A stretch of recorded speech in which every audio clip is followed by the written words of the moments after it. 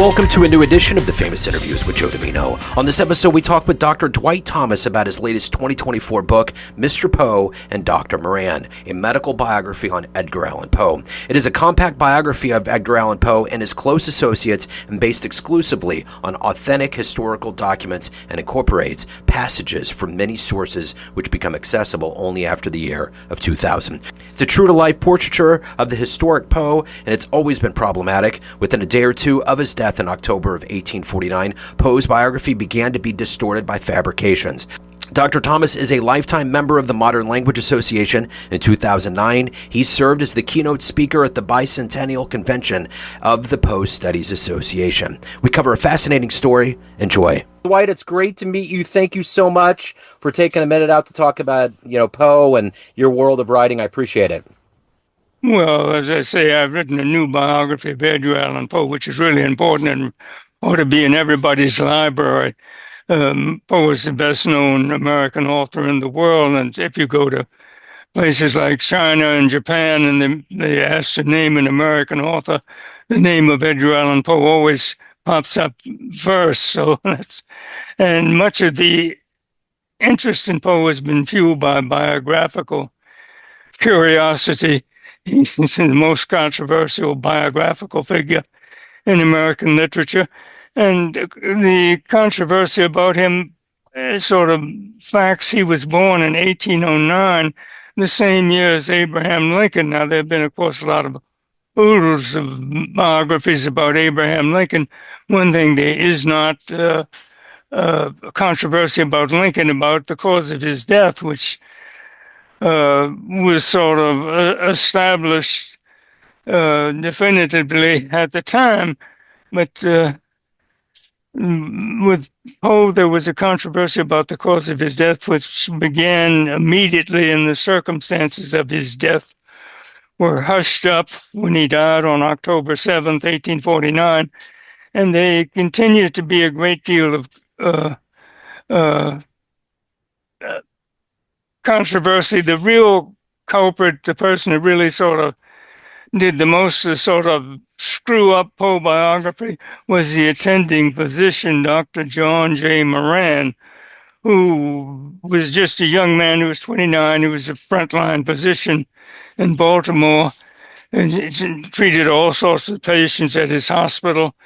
And Poe was delivered into his care, and he acted responsibly as Poe's attending Poe's deathbed, but what he did not do was 25 years later, about 1885, when they were beginning to put up monuments in Poe's memory, he sort of inserted himself into the limelight by lecturing and writing and speaking on the circumstances of Poe's final days. Of course, what he said was all hooey. He wrote the most widely circulated account of Poe's final days, something which is a little thin pamphlet called A Defense of Edgar Allan Poe, which was issued in 1885, and it is all over the place. Usually this is the first thing which biographers of Poe, particularly people who don't really know too much about Poe's life and times, they pick up his book and they think it is scientific medicine, and it is not. It's a song and dance which Moran did to sort of put himself on the limelight. And the person that gets it doesn't tell you anything about Poe, and in fact, it's very misleading, but it sort of puts the limelight on Dr. Moran as the person who sort of ushered Poe into the afterworld. And I was not a novice on trying to do a historical reconstruction of Poe. The difference between me and a lot of pop biographers is that everywhere I go, I need a document. I'm looking for authentic historical documents, and a lot of biographies which sort of you find in the any sort of public library, sort of pop biographies, and they're supposed to read like novels, and of course they tend to be novels. They have a lot of fictional content, and they slide over uh, uh, the facts and invent things, and you don't know what is fiction and what is not fiction. With me, you're pretty sure that I have a document standing behind what I'm putting down in print. Uh, I shouldn't mention any names, Joe. You don't think I should mention any names of biographers?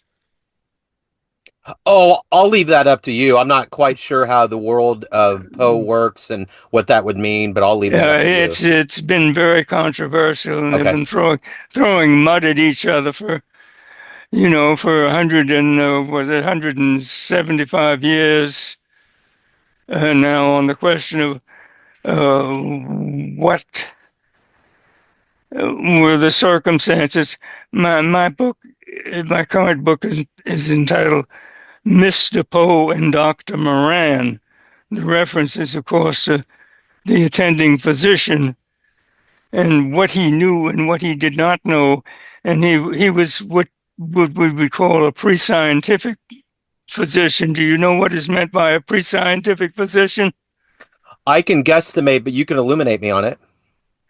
Well, if you American civilization and you think doctors had a lot of prestige, but in the early 19th century, it's sort of hard to see that they had advanced beyond the Middle Ages. I mean, they were providing basic supportive services. And probably if you had to see a physician, you would have been better off seeing a physician in the Roman Empire than in early 19th century America. If you ask they what they didn't know, they didn't know how to use a microscope. They didn't know that microorganisms cause disease. They had uh, compound compound lens microscopes, which were powerful enough, but they didn't know how to stain specimens. So if you're asking, could they could pick up on the cholera, which is caused by salmonella bacteria or tuberculosis. They couldn't. The example of what is meant by pre-scientific, for example, throughout the world today, still there's a problem with malaria. And back in the pre-scientific period, the assumption was made, which is bad air, which is sort of a medieval Italian, where people picked up that people were subject to get malaria if they lived in low-lying, swampy areas, and they assumed that uh, that had something to do with fumes in the atmosphere. And if you were in the throughout the 19th century, there was sort of a large uh, debate with physicians whether you should shut your window to keep the fumes from coming in or leave your window open. The idea that mosquito bites were transmitting, just sort of in very incredibly tiny plasmodia, little parasites into the bloodstream. That was pure scientific fiction. It really wasn't worked out with any degree of predictability until the year around 1900. The big event in the 19th century for medicine occurred in Berlin, Germany. Robert Koch, the sort of a specialized researcher, was able to uh, get stains where you could show the mycobacterium, which caused tuberculosis, but nobody knew what caused tuberculosis. Then they assumed again that that had something to do with the atmosphere and the air that you were breathing.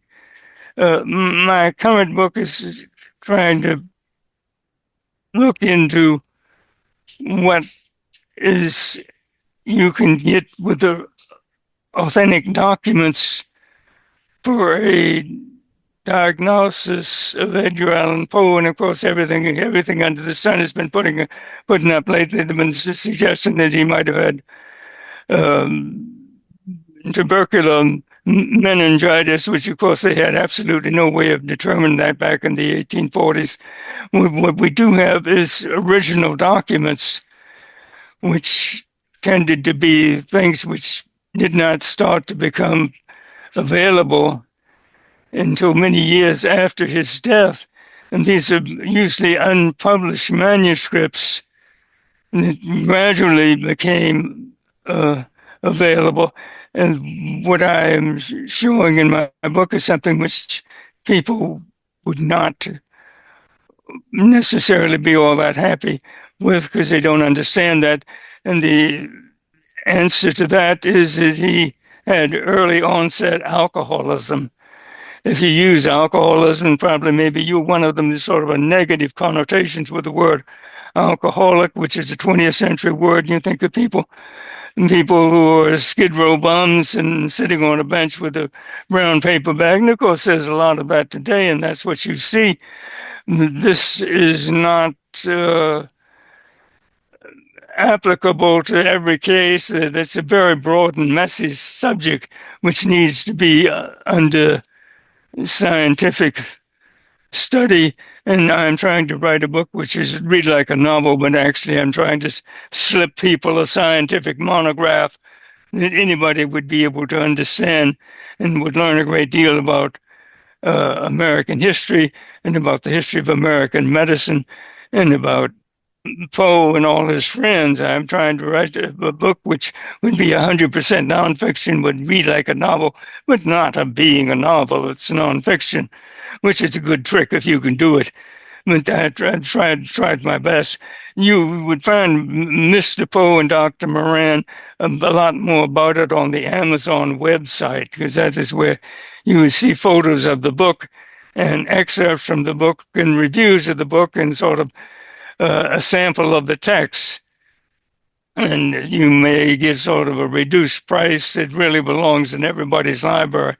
But not everybody's going to be too happy. When you say alcoholic, this is something which most people just don't know anything about, and they react negatively. It's still, we talk about multi-addictions these days, and alcoholism is the last thing, sort of old-fashioned. But it is still, we talk about, this is still a big cause of morbidity and crime. And most of the sexual assaults and shootings, they have the people who've had too much to drink, and it's the people that know each other and they've had too much to drinks, and that sort of gives them a little burst of energy and shuts down the inhibitions.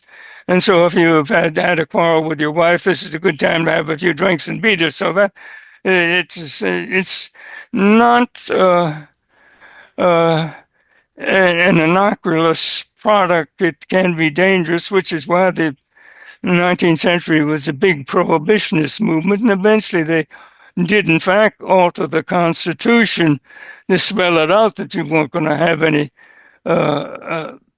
alcoholic beverages, which is very clear, and this went into effect in 1920.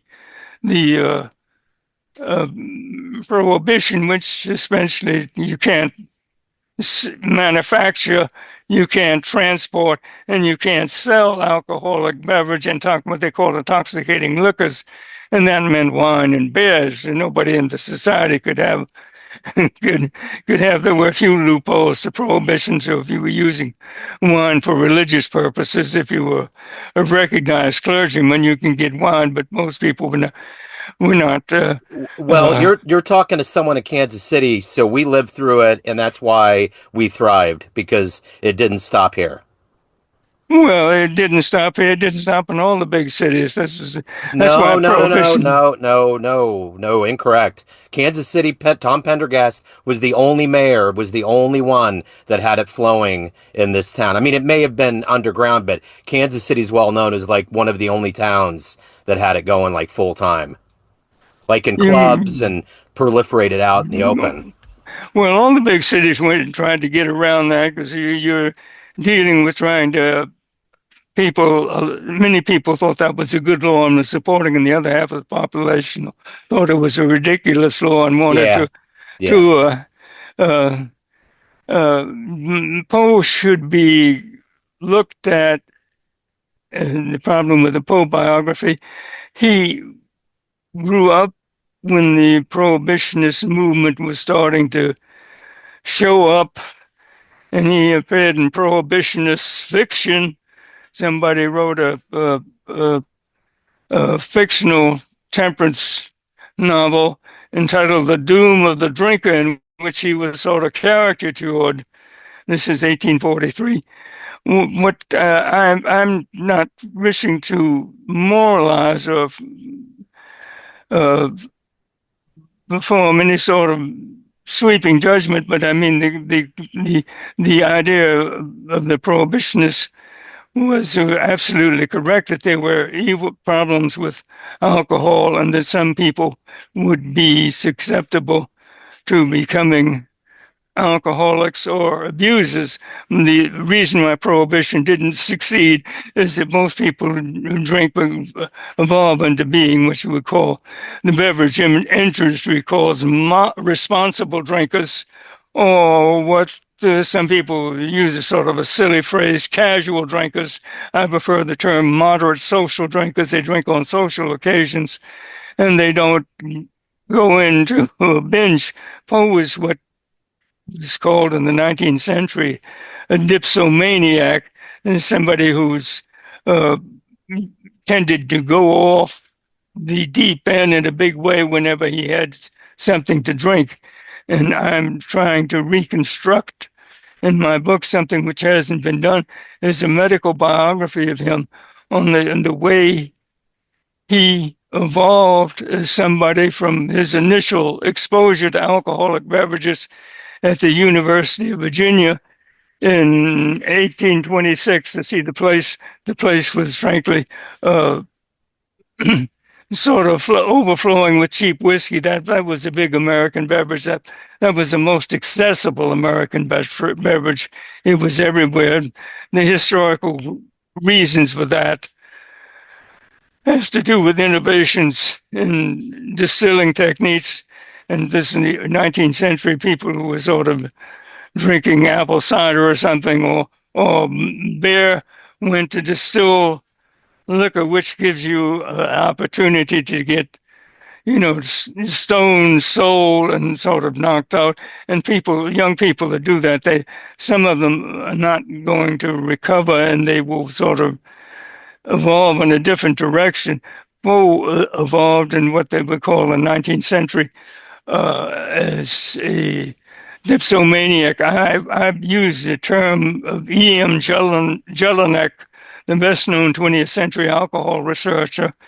He wrote a book called The Disease Concept of Alcoholism, which sort of just the title tells you something. He's not trying to moralize. He's trying to look at scientific explanations and to gather data on this worldwide prevalence of alcoholic beverage, how alcohol is consumed in different societies, what sort of how the way it is consumed and the way people are conditioned to drink has something to do with the number of alcoholics you get in a society, and also what he would call the typology of alcoholic, which is the just sort of the way in which they consume alcoholic beverages, any sort of alcoholic consumption, which is a disease concept. It's like a fatal disease. And frankly, you're trying to consume alcoholic beverages, and someone said this is pathological alcoholic consumption of alcohol is frankly going to kill you. And there's no way of getting around that.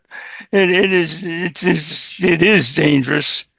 And Poe was somebody that E.M. Jelinek would call a gamma alcoholic, and that is someone who goes into intermittent binge drinkings, which is not the sort of thing of meaning you get drunk on Saturday night. The people who sort of drink where they are so intoxicated they require sort of custodial care for a few days to sort of recover from the effects of drinking, and what comes after that is usually a period of abstinence when the person says, I will never do that again, because they had very unpleasant effects. If you're saying what a gamma alcoholic is, he's somebody that goes on the wagon. He's someone who tries to abstain altogether, which is sort of the so-called responsible drinker or the moderate social drinker, never abstains. He goes merrily along having a drink or two every day, and that doesn't cause any problems for him, or it doesn't cause any problems for society. The gamma alcoholic is somebody that really is going to bring attention to himself, and it tends to be progressive because he does not stay abstinent for very long. This can vary from a few days to months and perhaps years, but the problem remains. And that would be the diagnosis of Poe, which I'm trying to put this in good terms. Talking about alcoholism, and the writer is not a problem with 20th century American writers like F. Scott Fitzgerald and a whole bunch of notorious American boozers of the mid 20th century, Faulkner and Hemingway and Eugene O'Neill. We all know they were all certainly heavy drinkers.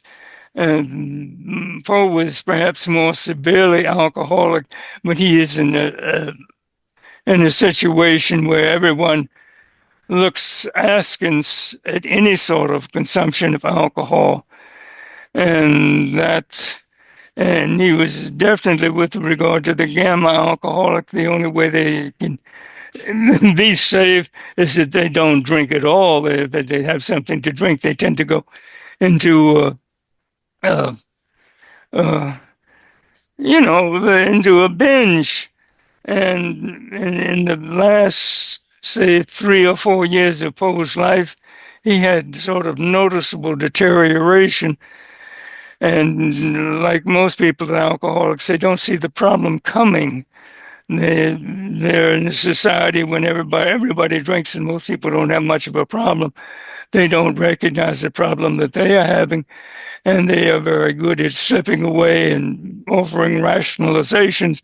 And of course, Poe was a literary genius and really very good at explaining it.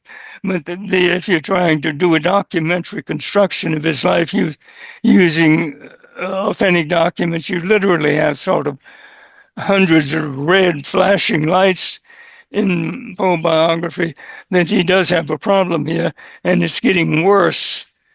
And that is something which the Poe's admirers are not too likely to accept, and they don't accept that today. And Poe became very much an icon, and he is very much presented at some certain Poe House museums for younger children, which obviously shouldn't be exposed to the concept of addictive behavior or alcoholism, any sort of drug. You don't want to talk about that at all when you're dealing with a bunch of fourth graders. If you're dealing with people who are older, they may be sort of put off by somebody saying, we really don't know what Poe died of, and we will never know. What I say is, we know what the authentic documents about Poe say, and they are rather clear that he became severely alcoholic in the last 4 months of his life. He joined a temperance organization called the Sons of Temperance, and that is sort of what happens to people who have a serious problem, addiction, be it heroin or alcohol. They join they go through detoxification, or they make a temperance pledge, and they're not going to do that, and all of a sudden they're back on the streets. and they're running into an old drinking companion that suggests let's have a drink for old time's sake. So there's the pusher standing at the corner, and the resolutions don't last too long. I didn't want to take up too much of your. This is a very complicated topic, and I could go on too long and sort of bore people. I would suggest that you look for my book, Mr. Poe and Dr. Moran, on Amazon.com for more information about it. And this is something which you may be able to get it as a bargain price. I've written a book which is intended to be accessible to a broad audience. This is not to say that people who don't read very well, sort of intelligent readers that are not necessarily specialists either in literature or in addictive medicine or the American history would find things that they didn't know, and sort of a useful introduction, and perhaps encourage them to pursue the topic a bit more. Did you have any questions, Joe, you want to stick me with, and sort of things that I didn't know and didn't think about? Yeah, we're going to be running thin on time here. I was just kind of getting the gist and giving you area to breathe here. I think you've given me a good oversight. I'm only curious, how did you get so fascinated with Poe? What was the first story? How did this turn into a fascination and turn into books?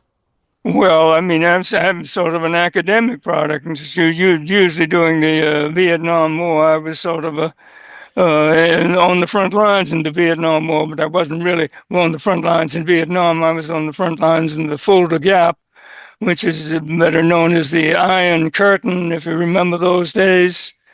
With the sort of all sorts of things which preventing the Red Army from doing what they have recently done in the Ukraine and sort of marching over the borders and sort of things like that. So, but I was in the army, and then I got a doctoral fellowship at the University of Pennsylvania in Philadelphia, and this is a place where there has sort of connections with Poe scholarship, and the person that did the big scholarly biography back in and published in 1941, Arthur Hobson Quinn, was a professor in the English department of the University of Pennsylvania. They're sort of people who are sort of trained. They spend a lot of time looking at historical manuscripts when you're trying to do a historical reconstruction. This is enormously time consuming if you don't have the manuscripts in your backyard or where you can get to them. And of course, the publishing company is not going to give you advance, and there may not be any foundation money, but the young people may be encouraged to do it if they are in a department where the senior faculty members think what you are doing is important and substantial, and you're interested in the subjects. Many doctoral dissertations, I won't mention any names here, but a lot of doctoral dissertations are done, which basically what you prove beyond a shadow of a doubt, you stayed in school so long because you were too dumb to get out sooner. So, I mean, there are a lot of them sort of sitting buried in the basement of university libraries, and once every 25 years, somebody comes down into the basement and looks at it for 5 minutes, and after you're an experienced scholar, you turn a few pages, you realize there really isn't anything new in the thing. So, but it looked good, and somebody had to get the union card, so it sort of knocked it out. There are a lot of books like that. And what I have done in sort of sticking my neck out and saying that this is what you need to know, and this is what is authentic. And if you disagree with me, probably you don't have anything authentic to present, without mentioning any names. But I mean, this book sort of cast down a gauntlet, so to speak. If you think you can demonstrate something other than that Poe was sort of an advanced alcoholic in the last couple of years of his life, and really was frightened, and when he had something to drink, things could take a really nasty turn, which in terms of heroin addiction, the concept of rebound consumption, but that works for alcoholics as well as, they've taken the pledge, or they've been detoxified and they're back in the old neighborhood and they're under the same stress, and all that is for nothing. They're skating on thin ice when they go back in the old neighborhood. And that, of course, is what happened to Poe. I don't want to give away all the secrets of the book, but I mean, I'm just suggesting that people might find this a very instructive and readable book, and maybe should want to look at it. So, I mean, Yeah, so the book that the prologue was the one that you did before. What's the new book and when's it coming out? This is already out. It's already on Amazon. Has some reviews. This is Mr. Poe and Dr. Moran. It is subtitled A Medical Biography of Edgar Allan Poe. This is a book with is not intending to offer critical judgments on his writings. It's a full-fledged biography, but it focuses on the people who were close to him and the people who collected documents. With regard, I'm very much concerned, what are the authentic documents? What can you look at which are coming out of the 19th century, which are really there? Somebody who was there trying to tell you what they knew about Poe. And a lot of people, Poe got to be a celebrity and a controversial celebrity, so you had all people writing fake reminiscences of Poe, or they wrote sort of later reminiscences which sort of overemphasize it, how well they knew Poe, and of course they really didn't know Poe at all. But the fact that you knew Poe and you could publish anything about Poe, that meant you got in print and you got picked up by unwary biographers. Most of the people really didn't know that they were being sort of suckered, and what they were picking up is sort of this sort of self-serving fabrications and apocrypha.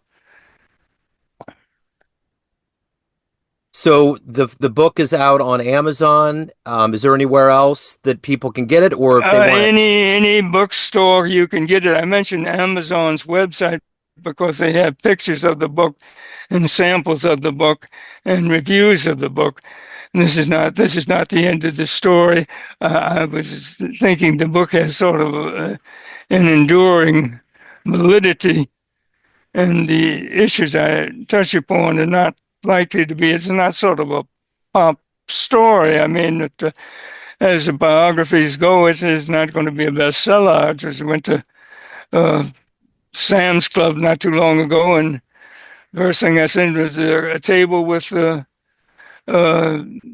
like about 200 copies of Britney Spears' autobiography, The Woman in Me, which this sort of, would somebody be interested in Britney Spears 50 years from now? Well, that remains to be seen.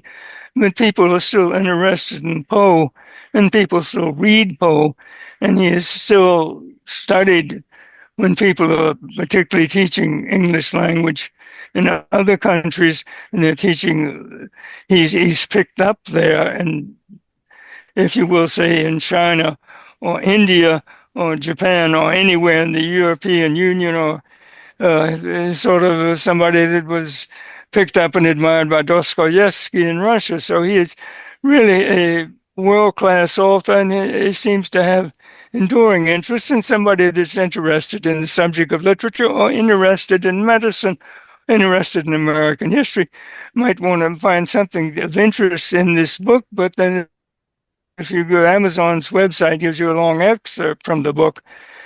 And that, but if you wanted to order it through your bookstore or Barnes and Noble or Durant's Publishing Company, which is sort of the acting as distributor for the book, you could, but it might be interesting. The book, the hardcover edition, has illustrations and an index, so it does double duty as sort of a basic reference tool on Poe and his friends, and it has a lot of information about what it was like to live in the world of pre-scientific medicine and what pre-scientific physicians could do and what they could not do and what they did not know. And it will give you an appreciation for the progress we have made in medicine and transportation and technology. We can take these things for granted. We go back into a world when they don't have, the sophisticated stethoscopes. They're just using a wooden tube, and they can't take your blood pressure, and they don't know anything about blood cells or immunology. Sure. They have traditions which they sort of swallow wholeheartedly, Yeah. and it is sometimes very hard to see that it is any sort of advantage beyond the Middle Ages. Of course, you probably will offend people when you say that. And I don't know some of the people at the University of Virginia, what I sort of put in my book about the circumstances of what the university was like in 1826 when Poe went there and sort of got involved with all the people who were passing the whiskey bottle around and playing cards with people. It was not a very studious place. But Well, this has been a great story. I don't want time to run out. We're running low on time here, and it will close us out here. So, without giving everything away or a lot away in the book to entice people to get it, you've given a great overview. So, Dwight, thank you for opening up about the book, and best of luck with it. Well, Joe, thank you so much for having me. I mean, it's when you being an author is not a bed of roses, and I mean, even poor Poe was really desperate poverty. So that goes, you can be sort of one of the famous authors in the country, but that doesn't necessarily mean they want to pay your bills or pay you any money. And he didn't make any money. And Harper and Brothers refused to publish his stories because they thought they were too learned and nobody would want to read them. After his death, they did finally chip in $50 to pay for a monument over his grave. It's a little bit too late to do Poe any good. So this is, of course, a very cautionary tale for people who might decide to be authors. So, I mean, good luck.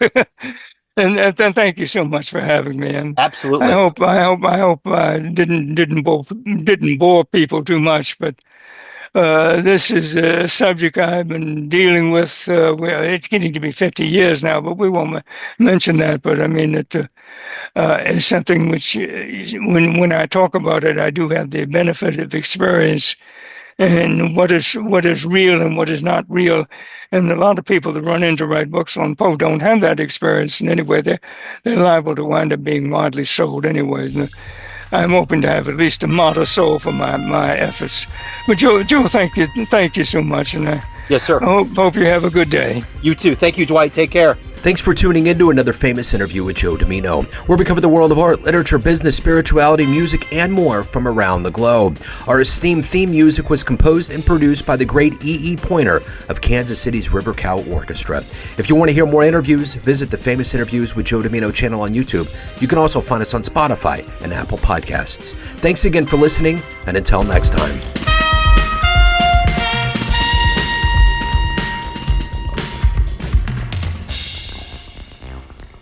Looking to get new clients to your business through cold calling or email marketing? At Agency Y, they envision a world in which small and big companies have equal chances to win new customers in the market. Their purpose is to bring parity and reduce the gap between large and small firms with the help of their cold calling and cold email marketing services. Use the code JOEDIMINO10 at www.agencyyy.org/coldcallingjoe.php or www.agencyyy.org/emailmarketingjoe.php to get 10% off your first order. This is Joe Dimino of Neon Jazz and Famous Interviews, and I stand behind Agency Y to meet your business dreams.